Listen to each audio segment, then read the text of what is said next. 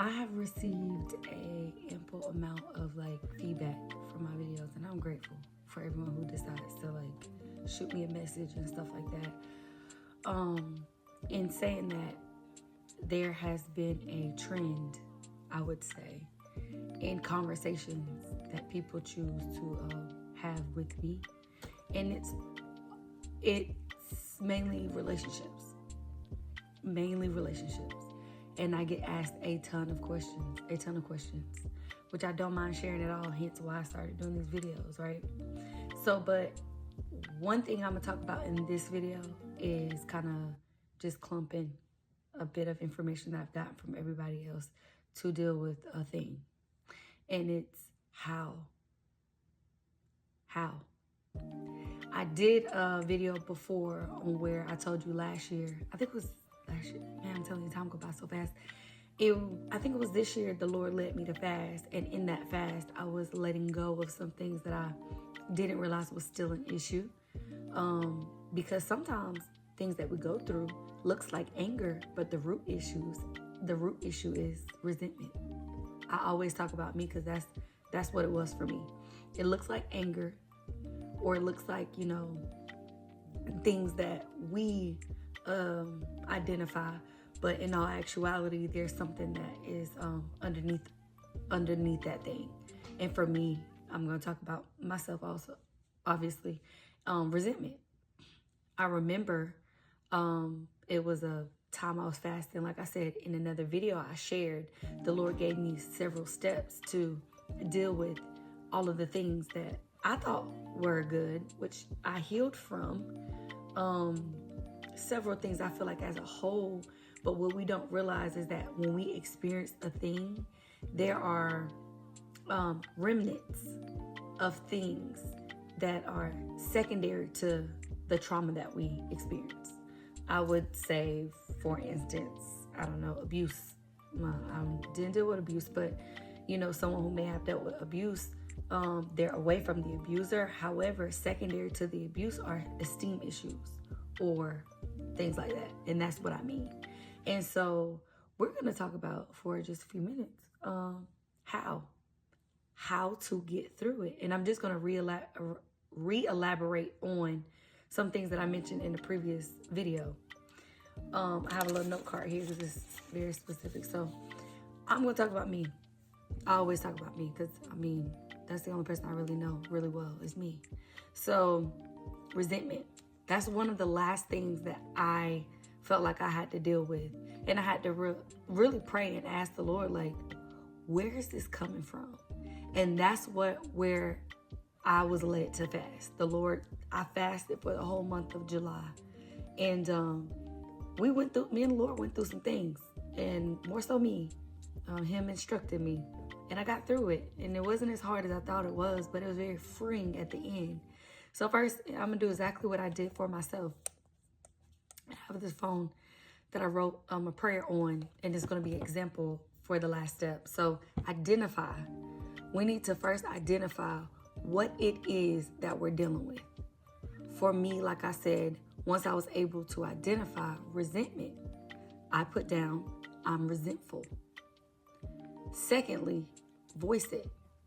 Okay, I am resentful because I am a single mom. I am resentful because this is not what I saw. I didn't see being a single mom in my future because I never thought I was going to be divorced, okay? I am resentful because I have to do it myself. I'm not saying that her dad is not active. He is extremely active financially and physically. He's there, he's present, he's never not been. However, if you're not married, then you're single. And I'm the primary parent because she lives with me. So therefore I am a single mom. But I was resentful because I felt like I had to make the decisions on my own on a day-to-day basis. Like if she was sick, I had to take off. So that all comes with being a single mom and not having that partner, that person to lean on. So I was resentful. Let it out. And this is a condensed version of how to let it go. It's another video I have that really walks through my notebook and all of it. So I would encourage you to watch that video as well. But after we voice it, I am resentful because we're going to go to let it out. Let it out means these are all of the emotions that are associated with resentment. For me, it was anger. That was the thing that came up the most. Short-tempered. And not spazzing on people or anything, but things would just, when it came to, like, for instance, preparing for school. Me having to think of every single thing and stuff, I would get a little annoyed because it's just like, I wouldn't even be having to do this by myself. Like, just, that's the way I would respond. And that's when the Lord had to, like, snatch me, like, girl, it's not the end of the world. Like, you are fine. Do you know how many single moms there are thriving and doing their business, like handling their business? You are not the only one. You're fine. And so, yeah, let it out. The emotions that I experienced mostly, like I said, was anger. I was angry. And so identifying I am resentful because X, Y, and Z. Because of this, I'm angry. I am angry because I am frustrated because I'm overstimulated because X, Y, and Z. These are all of the emotions that are associated with that thing that you're trying to get over. And lastly, the most important part is pray. We're going to have to pray this thing out. And you're going to have to use scripture to pray it out. You're going to have to know that whatever it is that you're going through, you deserve to be freed from it. Like, you can be freed from it. There's a promise in the word somewhere that's dealing with whatever it is that you're dealing with. So this is a condensed prayer that I prayed about resentment.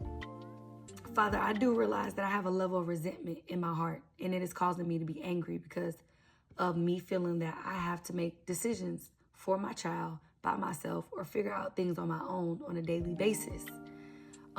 I didn't intend for it to be this way. However, God, you know all things, and yes, I am resentful because of it. Because I choose to forgive, and with that forgiveness brings freedom. I'll come against resentment in this area.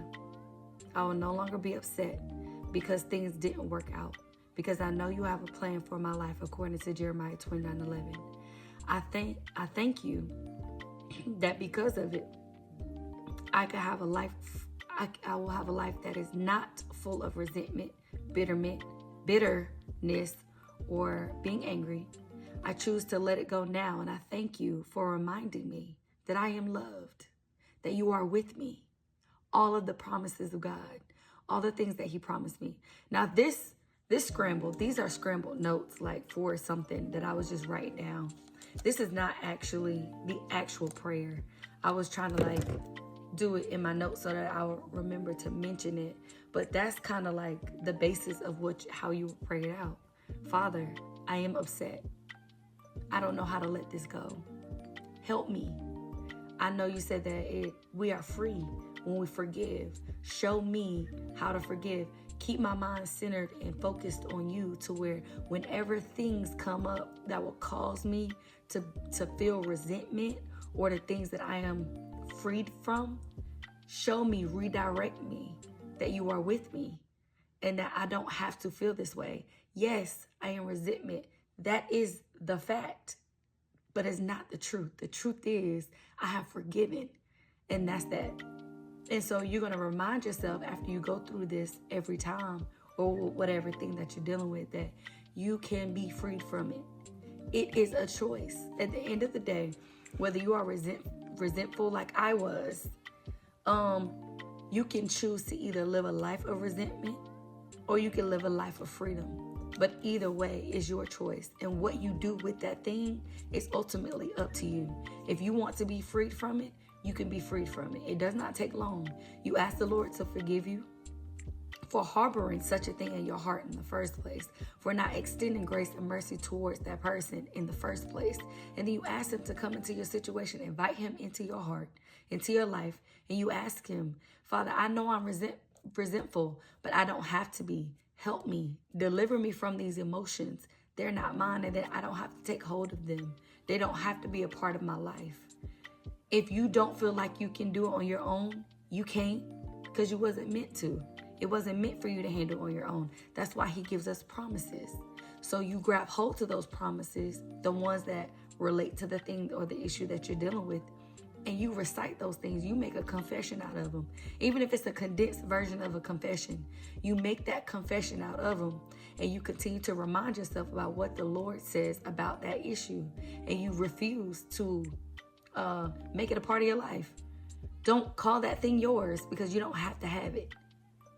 It's a choice. At the end of the day, it's a choice to be mad, bitter, angry, resentful, and all the things that you can choose to walk in. The fact may be that, but that does not have to be the truth of your life. You decide which one you want to grab hold to, which life, which walk you want to walk out when it comes to those things, because it's really easy for us to turn a life full of trauma or things that we've experienced along the way. It's easy to walk through and paint that picture for us in our future. Because not only will you experience it, then your children will too, because that'll be the only response that they get from you. Is short-tempered, bitterness, and mad. And now you have a generational, track of living in bitterness, because now your child never seen you happy or loved or loving on anyone else. Let it go. Let that thing go. I'm going to encourage you real fast. Let it go. It's not worth it. They're not worth it. And it's not worth you holding on to. You're going to forfeit a lot of things in your life if you continue to not be delivered in a situation. Because you could be delivered in that situation before you're delivered out of it. You don't always have to see the rainbow and sunshine, in the situation. Only out of the situation. You can see that in the situation as well.